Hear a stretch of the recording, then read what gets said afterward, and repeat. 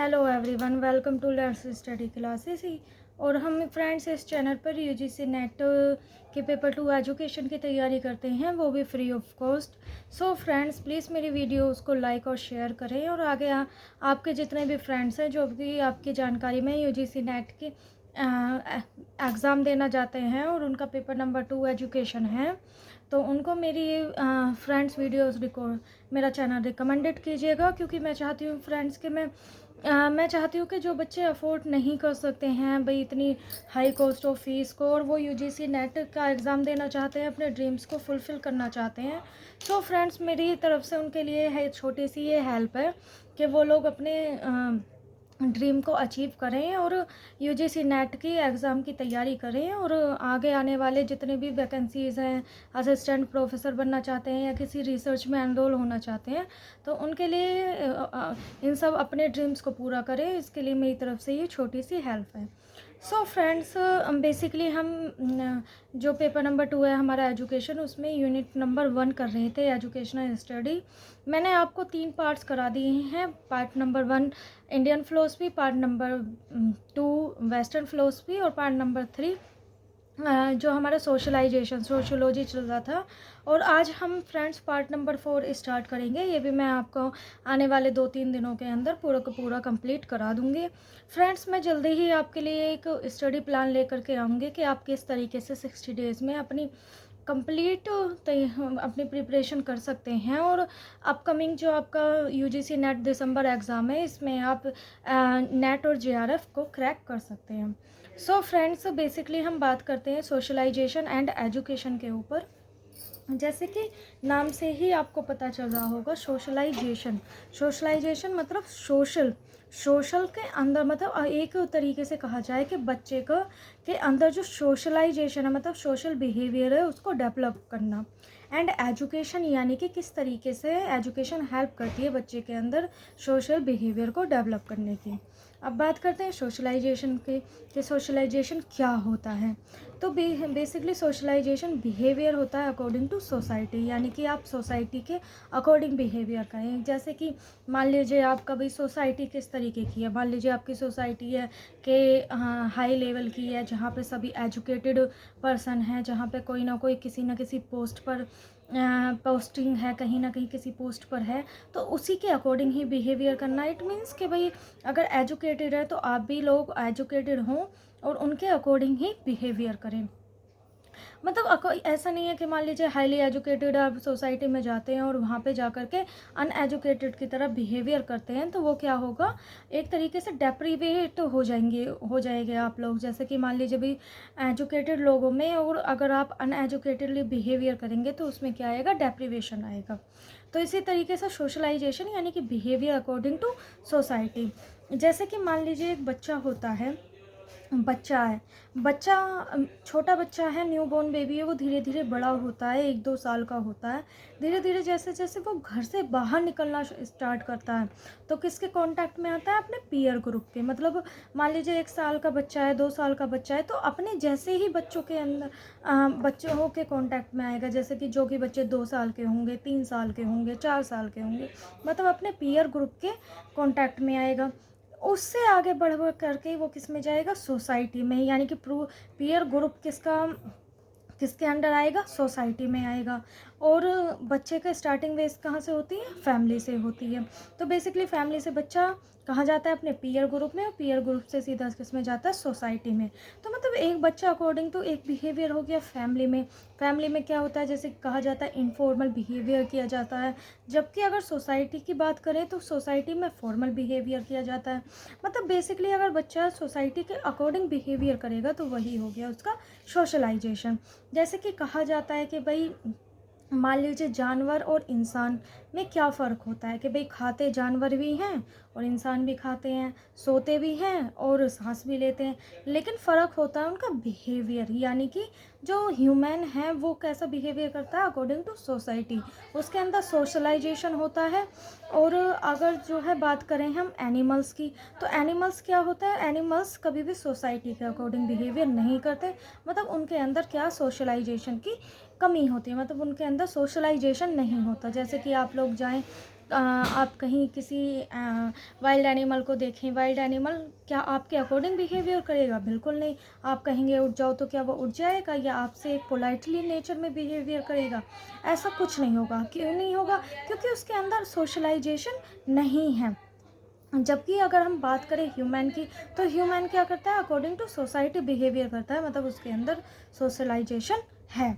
अब बात आती है एजुकेशन की, कि एजुकेशन क्या है? एक सोशल प्रोसेस है जो कि प्रिपेयर्स करता है इंडिविजुअल को लीड ए मीनिंगफुल और डिग्निफाइड लाइफ। कि इंडिविजुअल किस तरीके की लाइफ जिए? एक मीनिंगफुल और डिग्निफाइड जिए।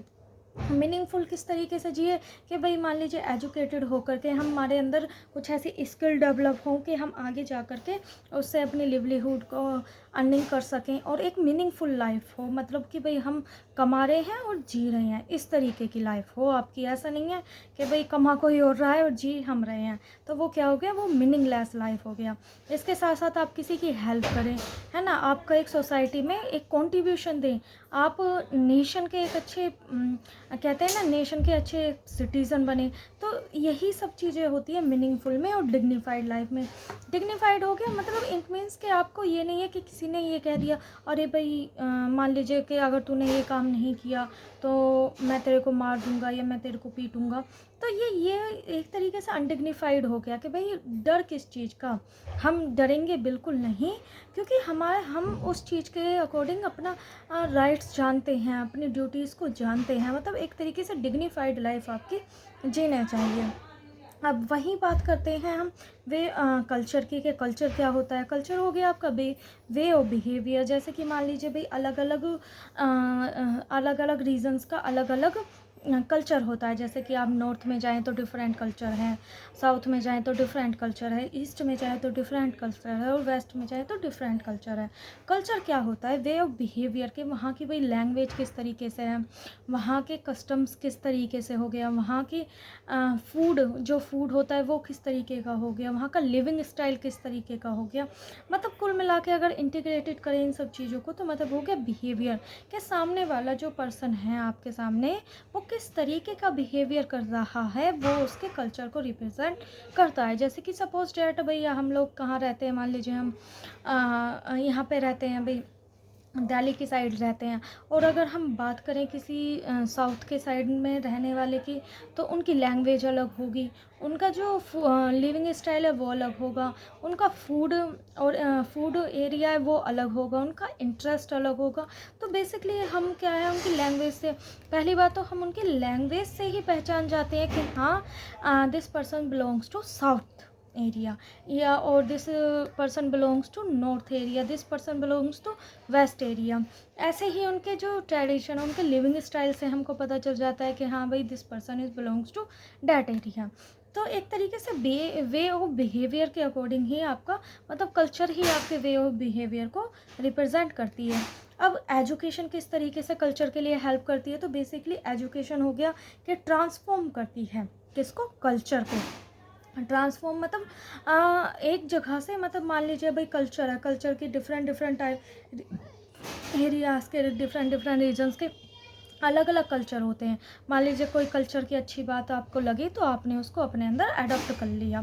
कम्युनिकेट करते हैं, प्रिजर्व करती है कल्चर को, कि भाई हाँ हमारी ये कल्चर के अंदर हमारी ये अच्छी बात है, तो हम उसको क्या करें? प्रिजर्व करें। मॉडिफिकेशन ऑफ कल्चर, के कुछ मॉडिफाई करें। जैसे कि अगर आप कल्चर की ही बात करें, जैसे कि मान लीजिए बिफोर 500 1500 समथिंग, के भाई 1500 के अराउंड हमारे यहाँ पर एक सिस्टम होते थे काफ़ी सारे, जैसे कि डाउरी सिस्टम हो गए, सती प्रथा हो गए, इस टाइप के होते थे, पर्दा प्रथा होते थे। तो वो क्या हुआ, वो उस टाइम पर एक कल्चर का क्या था, एक हिस्सा था, कि मेन जो इम्पोर्टेंट लाई करती है कल्चर, वो हमारी करती है इन सब सिस्टम्स के ऊपर। लेकिन धीरे धीरे उसके अंदर ट्रांसफॉर्मेशन आया, उसके अंदर रिफॉर्म्स आए, तो उसमें क्या हुआ कि थोड़ा सा मॉडिफिकेशन हुआ। अब मॉडिफिकेशन कैसे हुआ कि भाई डाउरी सिस्टम बंद किया गया, और सती प्रथा को तो बिल्कुल ही ख़त्म कर दिया गया, और बात करें पर्दा प्रथा, तो उसको भी धीरे धीरे बंद किया गया, उसको ख़त्म नहीं किया गया, क्योंकि अभी भी काफ़ी सारे एरियाज़ हैं जहाँ पर ये पर्दा प्रथा और डाउरी सिस्टम वगैरह चलती है। लेकिन उस टाइम पे लेकिन क्या हुआ, उसमें थोड़ा-सा मॉडिफ़िकेशन किया गया, मतलब उसको बंद करने की कोशिश की गई। तो ये किस चीज़ से हुआ? ये सब चीज़ें हुई एजुकेशन से हुई। जैसे कि अगर बात करें हम पहले के टाइम की, पहले का कल्चर क्या होता था कि कहा जाता था कि वीमेंस को केवल घर में रह कर के घर के काम करने हैं और वो बाहर जा कर के कोई भी काम नहीं कर सकती, क्योंकि बाहर का एरिया किसका होता है? मेंस का होता है। केवल मेन ही बाहर जा कर के काम कर सकते हैं। लेकिन आज के टाइम में देखें कि वे वीमेंस की क्या स्टेटस है, वीमेंस का हमारी सोसाइटी में, हमारी सोसाइटी में स्टेटस है वीमेंस का कि वीमेंस घर के साथ साथ बाहर का काम भी करती हैं, और इवन दैन बहुत ही अच्छी अच्छी पोस्ट पर आज के टाइम में वीमेंस हैं। जैसे कि आप देखें कि काफ़ी सारी भाई पोस्ट है, जैसे कि यहाँ तक की सबसे बड़ी बात है कि हमारी जो देश की प्रधानमंत्री हैं, मुख्यमंत्री हैं, राष्ट्रपति हैं, वे भी वीमेंस रह चुकी हैं। तो इससे बड़ी बात तो नहीं होगी। और प्रेजेंट में भी हमारे देश की जो राष्ट्रपति हैं द्रौपदी मुर्मू, वो भी इस टाइम में क्या है? वीमेन है। तो अगर बात की जाए कि हम उसी कल्चर में ही जीते रहें कि भाई वीमेंस क्या है, वीमेंस केवल घर में ही रह कर के काम कर सकती है, बाहर का नहीं कर सकती है, तो this is not fair with the women's. तो ये सही नहीं है कि वीमेंस के साथ। इसलिए क्या होना चाहिए कि हमने धीरे धीरे, एजुकेशन ने हेल्प की कि धीरे धीरे हमारे जो कल्चर है उसको मॉडिफाई किया जाए। इसके साथ ही जैसे ही एजुकेशन होती है वैसे ही सोसाइटी बनती है। मान लीजिए एजुकेशन क्या थी पहले के टाइम पे, अगर हम इसी को ही चीज़ों को लेके जाएं, पहले के टाइम में क्या होता था कि भाई जो बॉयज़ होते हैं उनको एजुकेशन लेने का पूरा राइट था, जबकि गर्ल्स को नहीं था। गर्ल्स को क्या होता था कि कुछ मतलब प्राइमरी एजुकेशन ही ले सकती थी, हायर एजुकेशन के तो उनके लिए बिल्कुल मतलब वो खुले, कहते हैं ना, दरवाजे बंद थे उनके लिए। कुछ खुले हुए थे तो वो लोग जाते नहीं थे, क्योंकि फैमिली इस तरीके की नहीं थी, फैमिली उनको एग्री नहीं करती थी कि उनके घर की लड़कियां आगे जा कर के हायर एजुकेशन में जाएं। तो उससे क्या हुआ, कहा गया कि भाई उस टाइम पे मेंस बेस्ड जो सोसाइटी है वो हो गई। लेकिन अब बात करें अगर प्रेजेंट सिनेरियो की, तो अब प्रेजेंट सिनेरियो में क्योंकि वीमेंस भी जा कर के हायर एजुकेशन लेती हैं, एब्रॉड जाती हैं, रिसर्चेस में एनरोल होती हैं, मतलब कुल मिला के हायर एजुकेशन में एनरोल होती हैं। तो इससे क्या हुआ कि भाई जो हमारी सोसाइटी है वो मेंस के साथ साथ वीमेंस ओरिएंटेड भी हो गई है।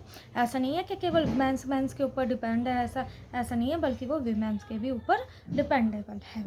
तो बेसिकली डिपेंड करता है कि किस तरीके का आपका एजुकेशन सिस्टम है, उसी के अकॉर्डिंग ही सोसाइटी होगी। अब फैमिली की ही बात ले लें, जहाँ पर क्या होता है कि लड़कियों को पढ़ाने लिखाने का अधिकार नहीं होता, पढ़ने लिखने का नहीं होता, तो वहाँ पे क्या अभी भी मैन ओरिएंटेड है। और जहाँ जिस फैमिली में लड़कियों को इक्वालिटी दी जाती है, हायर एजुकेशन दी जाती है, तो उसके अकॉर्डिंग भी अब वीमेंस ओरिएंटेड एजुकेशन है। सो फ्रेंड्स, आई होप कि मेरे आज की ये क्लासेस आपको पसंद आई होगी। सो फ्रेंड्स, मेरी वीडियो को लाइक और शेयर करें और मेरे चैनल को सब्सक्राइब करें और बेल आइकन पर प्रेस करें, ताकि आने वाले सारे मेरी वीडियो के नोटिफिकेशन को आपको जल्दी हैंड टू हैंड आपको अपडेटेड मिलता रहे। So friends, thank you.